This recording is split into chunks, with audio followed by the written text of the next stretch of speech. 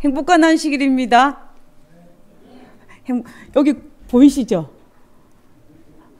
여러분 이걸 보고 웃지 않으실 분이 있으면 말씀하세요. 꽃들 보고 미소 짓지 않는 분이 어디 있겠습니까? 여기도 이쁜 꽃이 있습니다. 이쁜 꽃도 있고 아름다운 찬양도 있고 사랑하는 믿음의 성도들도 있으니 우리가 어찌 아름다운 그런 행복한 안식일이 아니라고 말할 수 있겠습니까? 우리가 많은 분이 출타를 하셨지만 그리고 또 그럼에도 불구하고 우리 교회 손님들이 오셨습니다. 아유 환영합니다. 제가 손님을 잠깐 소개하겠습니다. 두 분은 한국에서 오셨어요. 지금 충청합회에서 목회를 하시다가 이번에 은퇴를 하신 분이세요. 우리 박철수 목사님과 우리 이정혜 사모님. 네, 환영합니다. 반갑습니다. 목사님 인상이 아주 좋으십니다. 미리 알았으면 제가 목사님께 설교를 못하게 했을 텐데 참 아쉽습니다.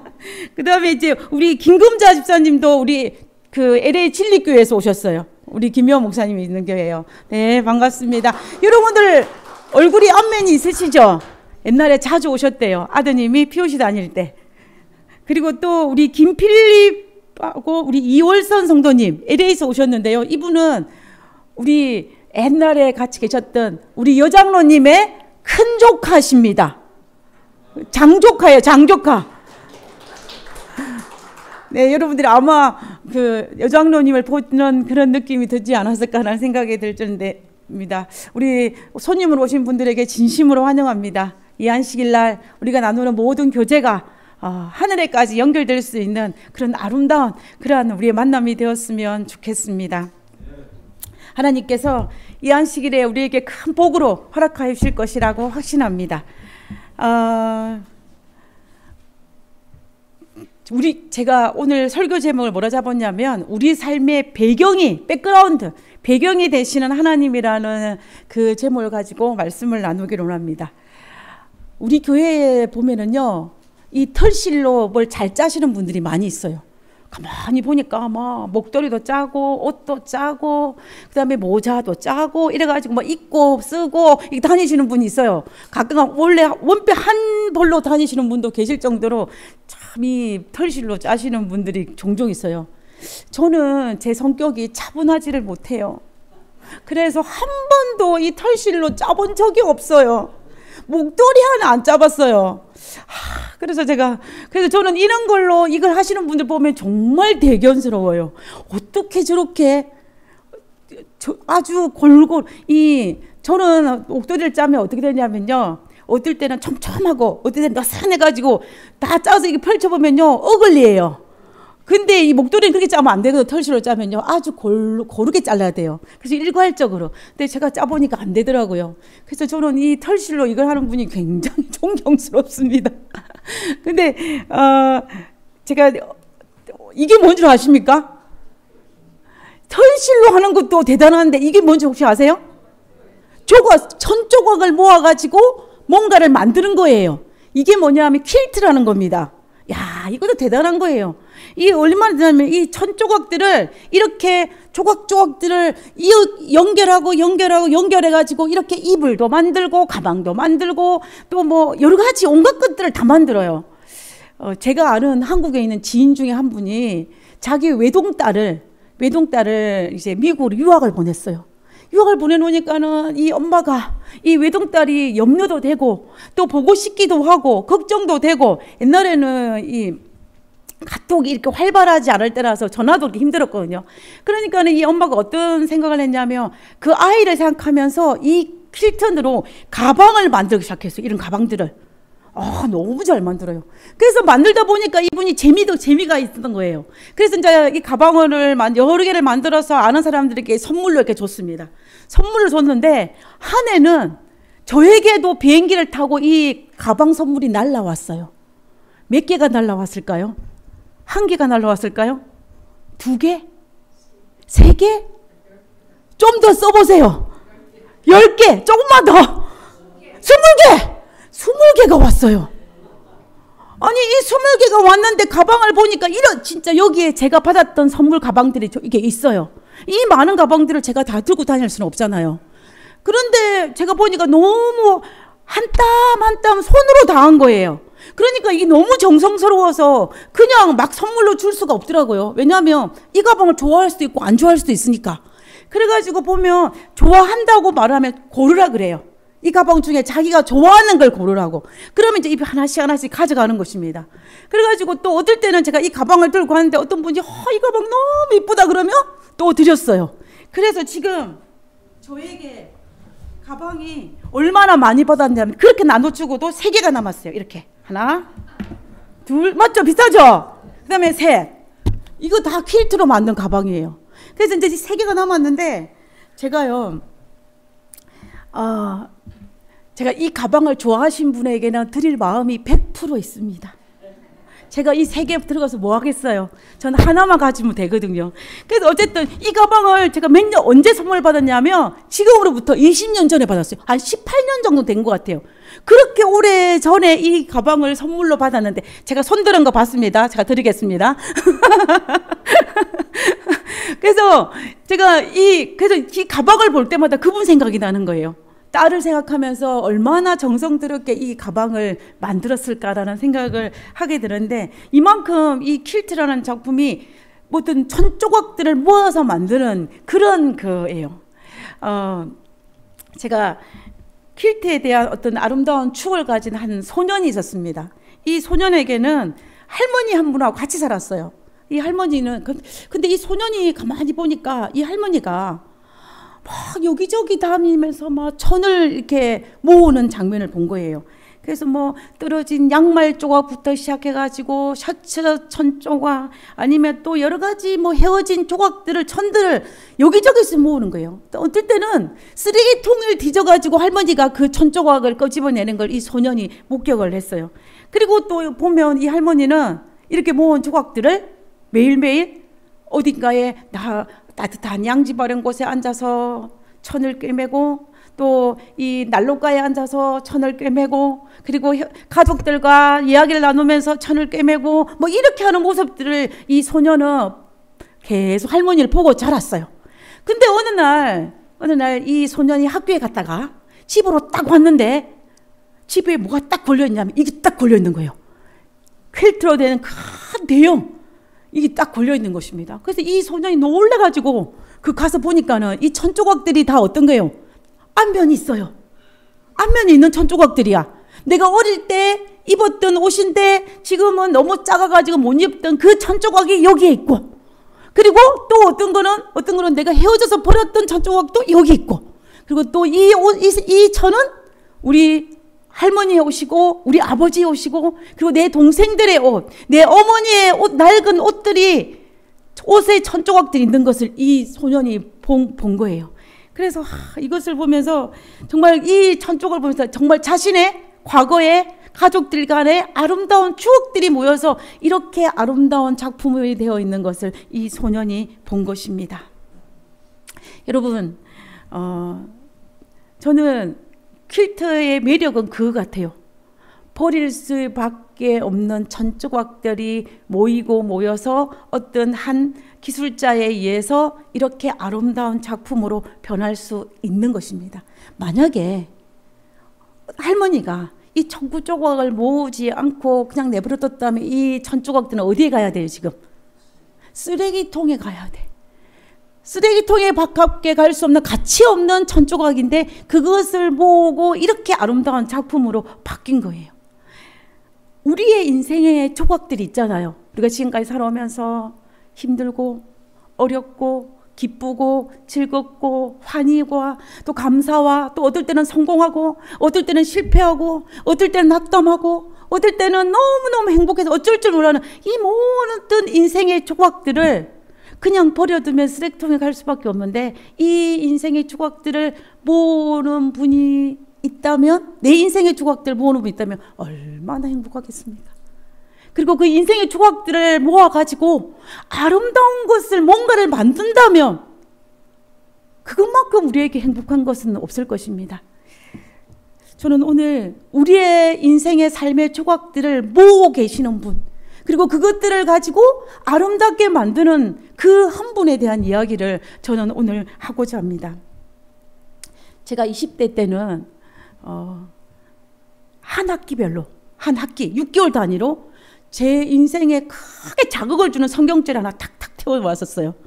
그래가지고 새 학기가 되면 제 마음에 어떤 마음이 들었냐면 하나님께서 이번 학기에는 나에게 어떤 마음을 주실까, 그런 기대감이 있을 정도로 한 학기 단위로 저한테 정말로 강력한 파워가 있는 성경절이 제 머릿속으로 들어온 거예요. 경험을 했는데 한 번은 어떤 일이 있었냐면은 20대 초반이에요. 제 미래에 대해서 뭔가를 결정해 나가야 할 그 시기에 그 해의 교과책의 기억절이었어요. 기억절이 이 기억절이었습니다. 에레미야 10장 23절.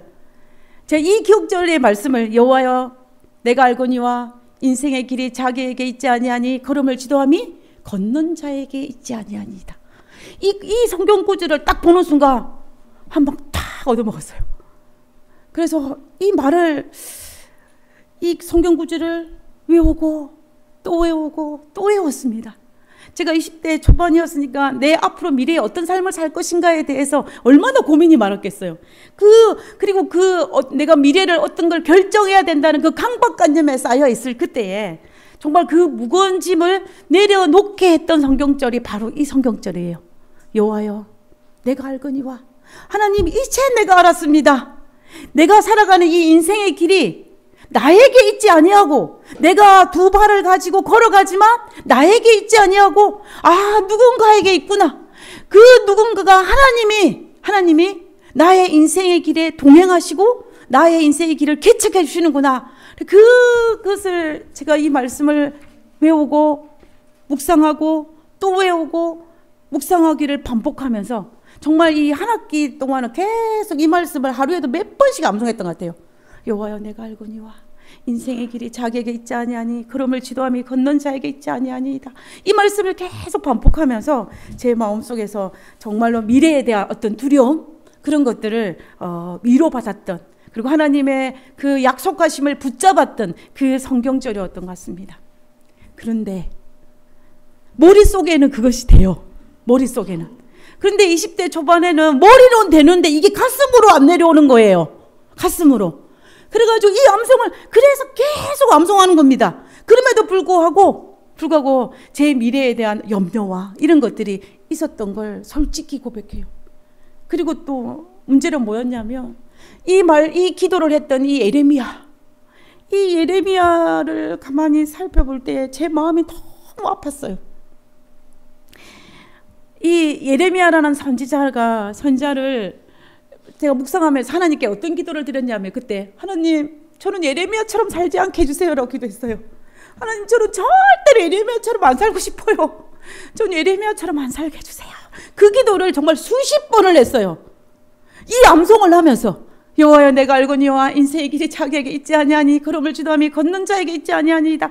이 말씀을 계속 되뇌이면서 그 기도를 한 거예요. 제가 왜 그 기도를 했냐면은 이 예레미야라는 사람이 어떤 인물이냐면은, 예레미야는 여기 지금 보시면은 아나돗이라는 곳 보이시죠? 예루살렘의 북쪽에 있는 아나돗, 이 아나돗 지방에 살고 있었던 hil기야의 아들, 제사장의 아들이에요. 그러니까 그 도시 위에 시골에 있던 제사장의 아들입니다. 그러면 무슨 말인, 오늘날 말로 하면은 뭐예요? 아주 시골에 목회하는 목회자의 아들로 태어난 거예요. 태어난 것입니다. 근데 이 예레미야가 몇 살에 하나님께서 부르심을 받았냐면 일찍 받았어요. 20대에 하나님이 선자로 부름을 받았습니다. 근데 그때 예레미야가 결혼을 하지 않은 독신이었어요. 아직까지 결혼하지 않은 상태였어요.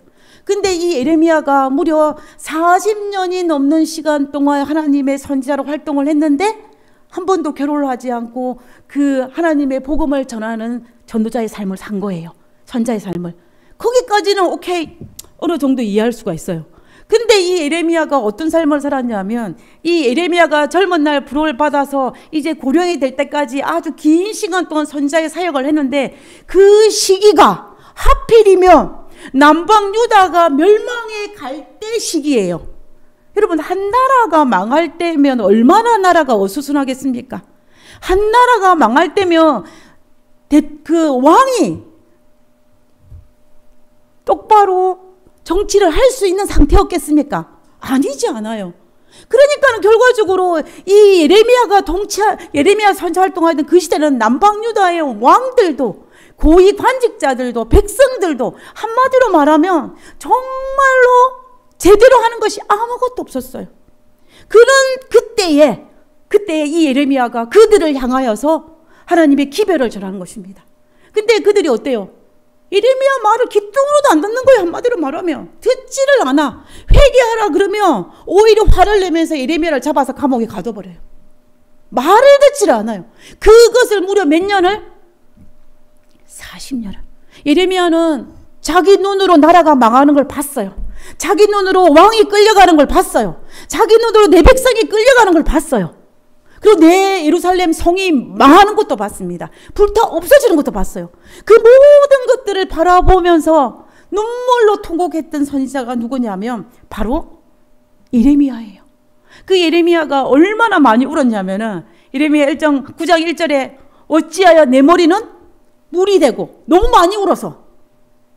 여러분, 눈물이 쏟아 끊이오다니까 이 머리가 물이 됐다는 거예요. 내 눈에는 눈물 근원이 되고, 그리고 죽임을 당한 내 딸, 내 백성, 유다 백성을 위하여 내가 주야로 운다.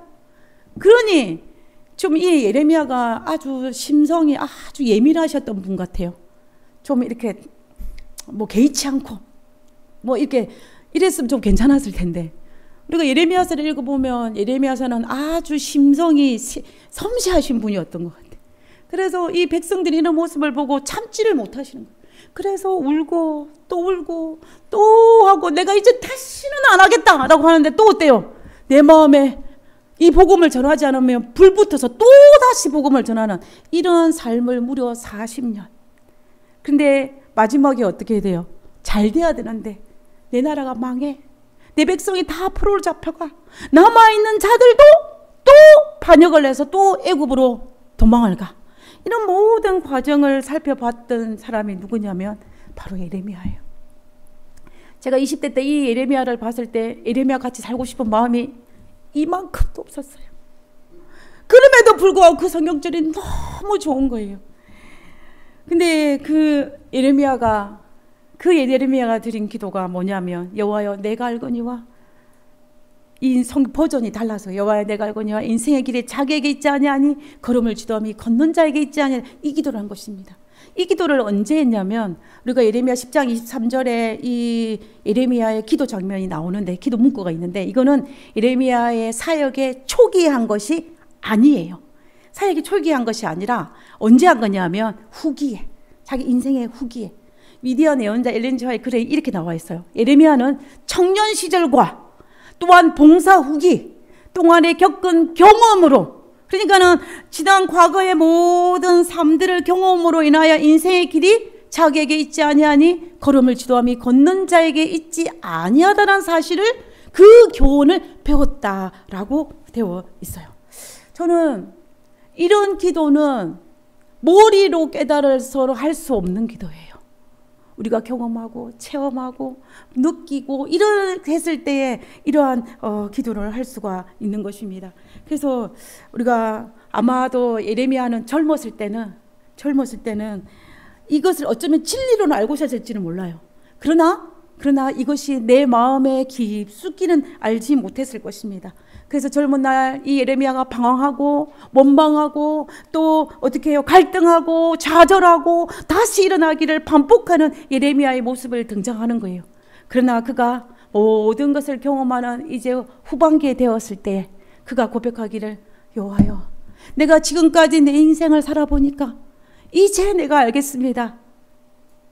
걸음을 지도함이 걷는 자에게 있지 아니하고 하나님께 있다는 것을 이 예레미야가 깨닫고 그것을 하나님께 고백하는 것을 볼 수가 있는 거예요. 제가 건방지지만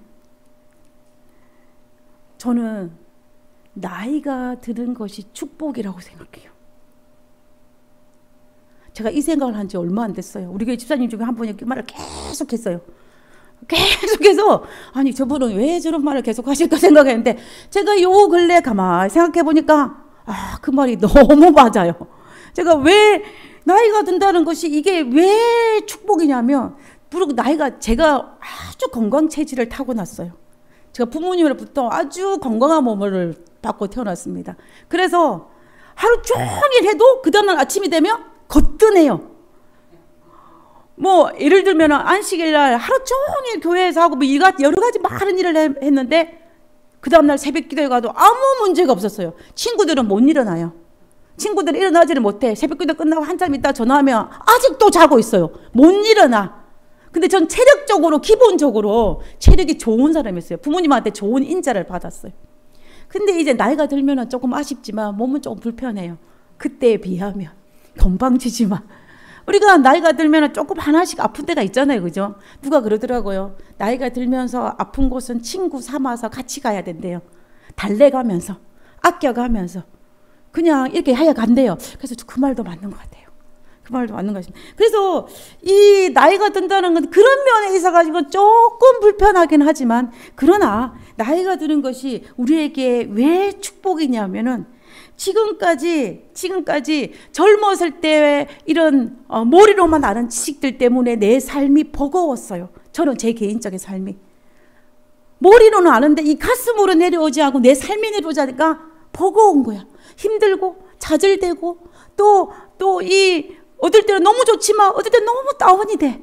이런 일들이 반복되는데, 그러나 나이가 들고 경험을 하면서 하나님께서 나에게 하나님을 조금씩 더 알아가고 그것이 조금씩 더 체험해짐으로 말미암아 내 마음속에 어떤 마음이냐면 편안한 거예요. 하나님께서 또 이것을 해결해 주시겠지. 하나님은 이번에 어떻게 이 문제를 해결해 주실까? 그런 기대감도 생기고, 어떤 문제가 탁 발생하면 하나님께서 분명히 이 문제를 해결하시는데 어떻게 이 문제를 해결하실까? 나는 어떻게 하나님의 도구로서 잘 해결해 갈 수 있을까? 문제가 발생한 거는 문제가 아니에요. 문제는 발생할 수 있어요. 언제든지 발생합니다. 이 문제가 발생하면 안 하면 또 다른 문제가 발생해요. 문제는 문제가 아니에요. 문제는 뭐냐면 그 문제를 우리가 어떻게 해결해 가는 것이 문제예요. 그렇기 때문에 그래서 저는 제가 나이가 들면서 무슨 생각을 했냐면, 이런 많은 문제들 앞에 내가 좀 더 옛날 젊었을 때보다 좀 여유로운 거예요. 그것이 바로 뭐냐면 이것이 나이 든 자의 축복이구나 하는 생각을 제 마음속에서 안 할 수가 없는 것입니다. 우리는 아마 좀 더 나이가 들면 들수록 좀 더 편안하고 더 안락하고 더 여유로운 삶을 살 수가 있다고 저는 생각합니다. 그래서 나이가 드는 것이 축복이라는 거예요. 그래서 나이가 들어간다는 것이 슬픔이 아니라 뭐다? 축복입니다. 축복이에요. 우리가 지난 과거를 되돌아가라고 말하면 돌아가고 싶은 분 계세요 혹시? 저는 절대로 안 돌아가요. 저는 돌아가고 싶은 마음이 없어요. 20대 때 건강했지만 그때 그 번민과 갈등 속에 다시 돌아가고 싶은 마음은 없어요. 차라리 지금이 더 나아요. 몸은 조금 아프지만. 그래서 우리에게는 축복이라는 것입니다. 이분이 누구세요? 아주 젊으신 분이신데 제가 우리 방 박사님하고 식사를 하는데 방 박사님이 여러 이야기 말씀을 참 재미있게 잘 하시잖아요. 그분이 박사님은 기억하실 거예요. 뭐라고 했냐면 저에게 두 가지를 하는데, 은퇴 전에 필요한 건 4가지, 그 다음에 은퇴 이후에 필요한 것 3가지를 말씀해 주셨어요. 이분이 은퇴하신 지 30년이 넘었어요. 30년이 넘었는데 이분이 이 이야기를 하셨어요. 은퇴 전에 필요한 4가지 혹시 뭔지를 혹시 아십니까? 짠! 근면, 성실, 정직, 절제예요. 제가 고개를 끄덕였습니다. 나는 아직 은퇴를 안 했으니까 근면하고 성실하고 정직하고 절제해야지. 근데 너무 힘들어요. 너무 힘들어요. 이 4가지. 그리고 이제 은퇴하신 지 30년이 지났는데 이 은퇴 이후에 필요한 거 3가지를 딱 말씀하셨어요. 그게 뭐냐면 첫 번째는 내려놓기, 낮아지기, 복종하기래요. 근데 저는 이거를 받아 썼어요. 썼습니다. 핸드폰을 꺼집어내가지고 메모창에 썼어요. 근데 박사님은 초래해서 줄줄줄 하는 거예요. 근데 이걸 한 번 더, 2번 말씀하셨거든요. 한 번 했다가 몇 달 뒤에 또 말씀하셨어요. 근데 제가 확인해보면 똑같은데 이걸 머릿속에 암송하신 거예요. 그러니까는 아마도 이것을 계속 되뇌셨을 거예요. 나는 이런 삶을 살아야겠다. 이것이요, 여러분, 나이 들은 자의 축복이에요. 제가 그래서 나이 드는 것이 슬픔이 아니라 축복이라 말하는 이유가 이것입니다. 우리가 했던 것들이 내 삶 속으로 옮겨져서 이렇게 살아갈 수 있도록 하는 여유가 우리의 마음에 생기는 거예요.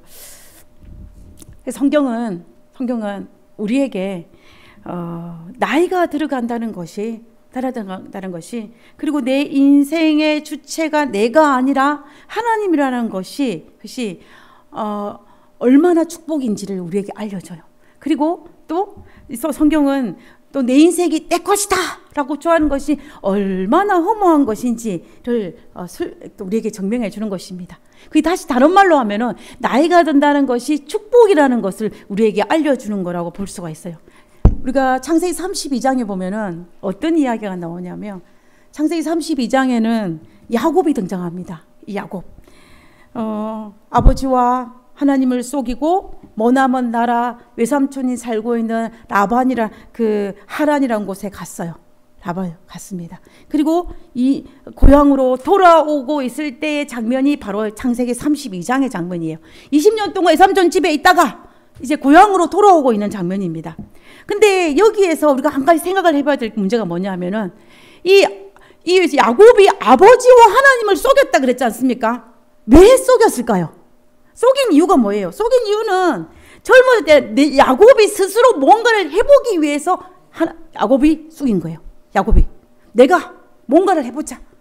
아버지가 줄 때까지 못 기다리는 거예요. 하나님께서 그때를 허락하실 때까지 못 기다리는 거야. 그래서 내가 뭔가를 해보자 싶어가지고 아버지도 속이고 하나님도 속였습니다. 그래가지고 어때요? 야, 이 형이 나를 죽이려 하니까 야반 도주를 한 거죠. 야반 도주를 해가지고 외삼촌 집에 갔다가 20년 동안 있으면서 그 외삼촌이 자기를 10번이나 속이네.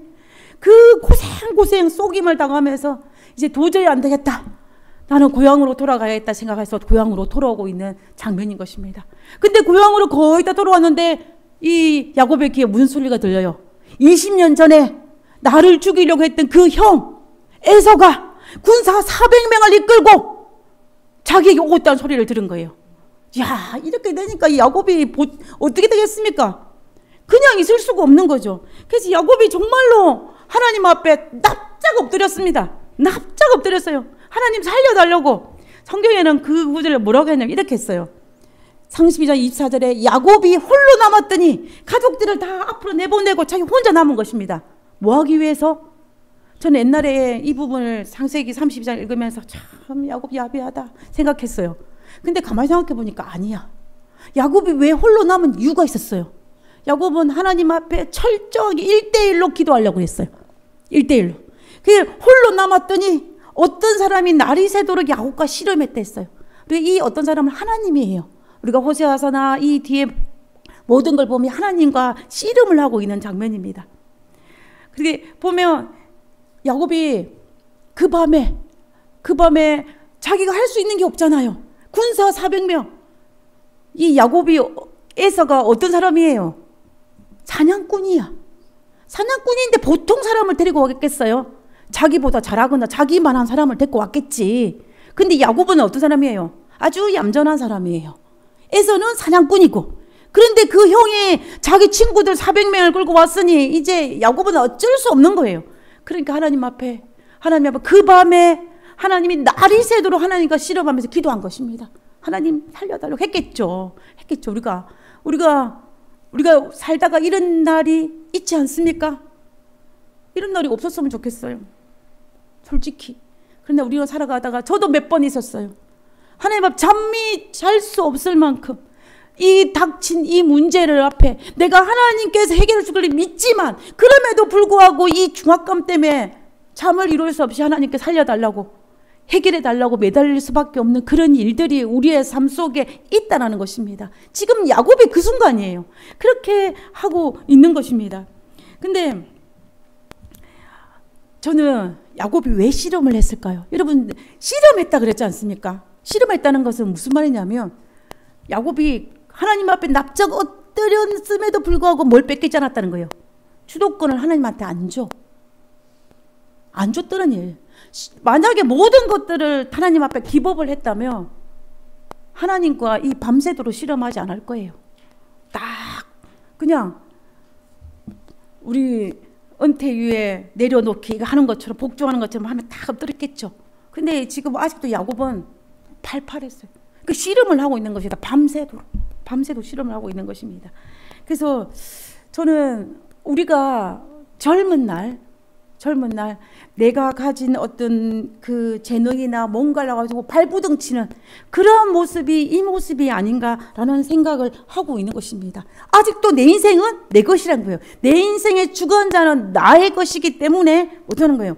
싸우는 것입니다. 그 주도권을 내려놓지를 못하는 거예요. 내려놓지 못하는 것입니다. 그래서 이 야복강에서 이 야곱과 하나님 사이에 그 밤이 맞도록 이름을 하는 것을 볼 수가 있는 것입니다. 자, 그런데 이제 밤새도록 했으니 야곱이 어떻게 했어요? 힘이 빠졌겠죠. 그러나 그럼에도 불구하고 마지막은 자기가 있는 힘까지 다 동원해 끝까지 허걱거리면서 하나님과의 그 씨름을 계속한 것입니다. 그런데 25절에 뭐냐면 자기가 야곱을 이기지 못함을 보고 그가 야곱의 허벅지 관절, 우리가 옛날에 환도뼈라 그랬죠. 환도뼈를 탁 쳤어요. 치니까는 야곱의 허벅지 관절, 환도뼈가 그 사람과 씨름할 때 어긋났다라 했습니다. 자, 이겁니다. 여러분, 환도뼈가 어디냐면 허벅지 관절이냐면 이 부분이에요. 이 부분입니다. 이 보이시죠?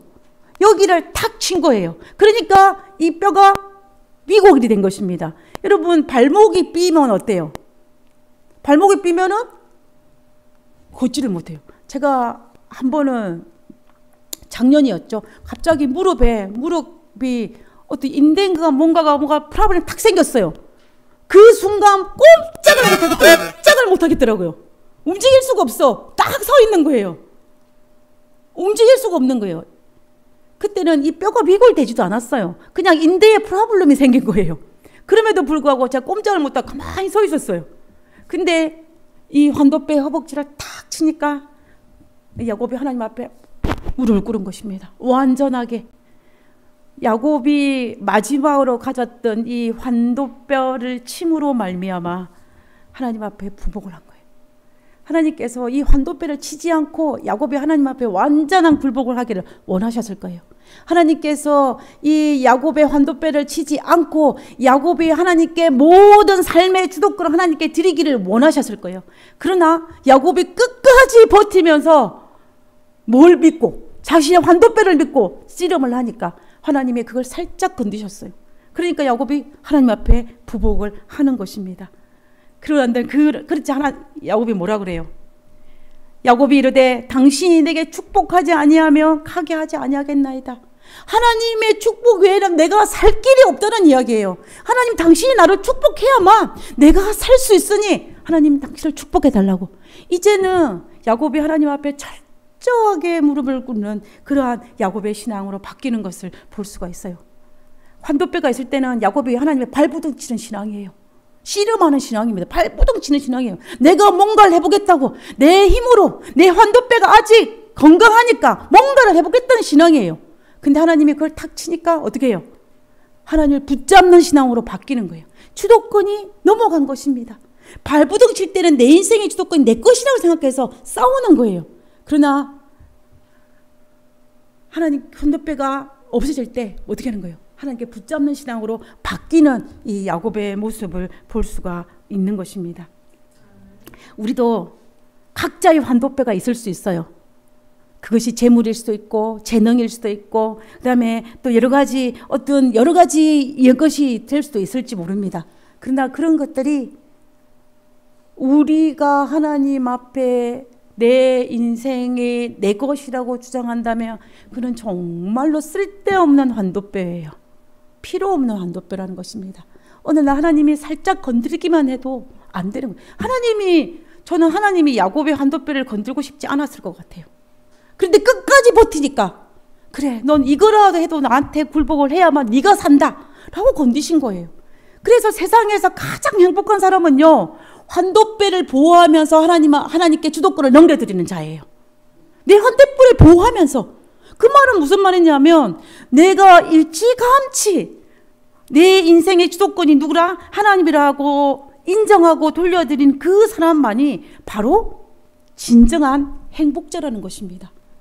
이 이후에 하나님께서 야곱의 이름을 바꿔주셨어요.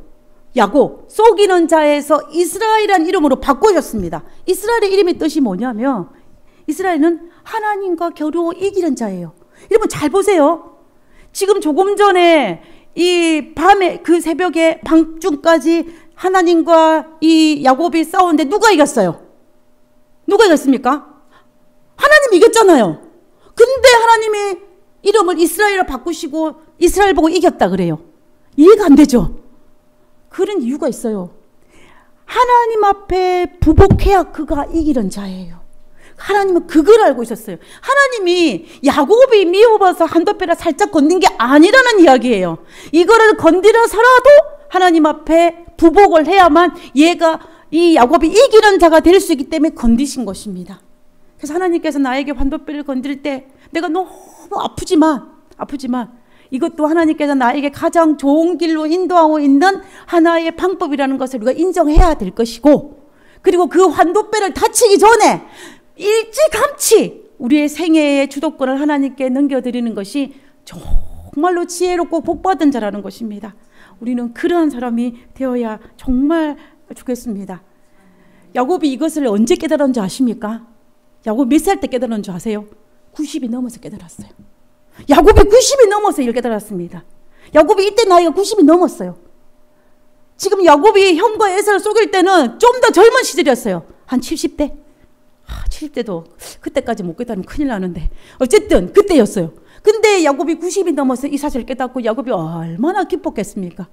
우리가 야곱이, 제가 가만히 살펴보면 야곱이 자녀들이 참 많잖아요. 야곱이 12명의 아들들을 낳았는데 이 야곱이 이 깨달음을 가지고 자녀들에게 다 가르쳤을 것입니다. 분명히 가르쳤겠죠. 근데 그 가르침을 받은 중에 누가 가장 많이 이 말씀을 흡수했냐면 요셉이에요. 요셉. 가만히 보면 그럴 수밖에 없어요. 그때 요셉의 나이는 10대입니다. 10대 초반.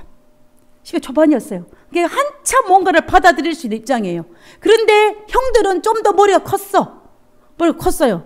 그러니까는 이 아버지가 아마 다른 형제들한테도 다 이야기했을 것입니다. 그러나 유독 요셉만은 그것을 쏙쏙 받아들였어요. 베냐민은 아직 너무 어렸고. 그래서 우리가 요셉의 생애를 가만히 살펴보면요, 요셉이 노예로 팔려가고 감옥에 갇히는 상황에 있다 할지라도 그 상황에도 요셉은 철저하게 자기 인생의 주도권을 하나님께 있음을 고백합니다. 그리고 요셉은 그것 때문에 내가 어떻게 하나님 앞에 득죄하리까라는 그것을 토해냅니다. 그 말은 내 인생의 주도권이 내 것이 아니라 하나님의 거라는 것을 그가 인정하는 거예요. 그래서 그 요셉이 50장 19절과 20절에 그가 이렇게 고백하는 것입니다. 그 아버지가 경험한 그걸 고스란히 물려받은 요셉이 그들에게 이르되, 형들이죠, 두려워 마소서, 내가 하나님을 대신하니까. 당신들은 나를 헤아려 하였으나 하나님이 그것을 선으로 바꾸사 오늘과 같이 다른 백성의 생명을 구원하게 하시려 하셨나니 라고 했어요. 결과적으로 이 모든 것들이 하나님의 손 아래 있다라고 고백하는 간증입니다. 이 모든 내 삶에 내가 노예로 팔려가고 감옥에 가고 애굽의 총리가 되고 이런 모든 과정들이 다 하나님의 섭리 속에 있음을, 내가 인생을 살아가지만 이 생의 주도권이 누구 있다? 하나님께 있음을 고백하는 거예요. 내가 어떻게 하나님을 대신해서 당신에게 어떻게 할 수 있겠습니까? 나는 절대로 그러지 않겠습니다 라고 말하는 게 요셉의 이 고백이에요. 저는 요셉의 생애를 묵상하면서 요셉의 생애 클라이막스는요, 보디발의 집에서 그 집안 총리될 때가 아니에요. 애굽의 총리가 됐을 때가 아닙니다. 그리고 아버지와 상봉할 때가 아니에요. 요셉의 생애의 클라이막스는 이 부분이에요. 이 고백을 할 때. 요셉은 자신의 과거의 모든 삶을 경험하고 들었고 이런 모든 것들이 자기 삶에 녹아나서 그가 이렇게 고백한 것입니다. 당신들은 나를 헤아려 하였으나 하나님은 그거를 선으로 바꿨다라고 고백할 수 있는 그가 바로 요셉인 거예요. 주도권이 하나님이라는 거죠. 저는 우리 모두가 이러한 신앙을 가지기를 정말 원합니다. 우리 모두가 이러한 우리의 입술에서 요셉과 같은 이러한 고백을 할 수 있게 되기를 원합니다. 성경에는 이런 것을 배경으로 깔고 있는 성경절이 정말 많이 있어요. 시편 37편 23절에 보면 여호와께서 사람의 걸음을 정하시고 누가? 하나님께 정하시고 그의 길을 기뻐하시나니. 솔로몬은 또 이렇게 이야기합니다. 사람이 마음으로 자기의 길을 계획할지라도 그 걸음을 인도하시는 이는 여호와시라. 20장 24절 사람의 걸음은 여호와로 말미암나니 사람이 어찌 자기 길을 알 수 있으랴. 여기뿐만 아니라 성경 곳곳에 하나님께서 내 백성을 내 자녀를 인도하시고 걸음을 또 가이드하시는 그 하나님의 그것을 우리가 너무 많이 알 수가 있습니다. 그래서 우리는 어떻게 해야 되냐면 이것을 우리의 인생의 주도권을 하나님께 드리면 돼요. 그러면 우리의 이름을 야곱에서 이스라엘로 바꿔주신 것처럼 우리의 이름을 승자로 바꿔주시는 것입니다. 여러분, 하나님을 믿는 그리스도인이라는 것은 어떤 것이냐 하면요, 나 중심의 삶에서 하나님의 중심으로 삶을 사는 거예요. 그러므로 말미암아 내가 평화를 누리는 것이 그리스도인의 삶입니다.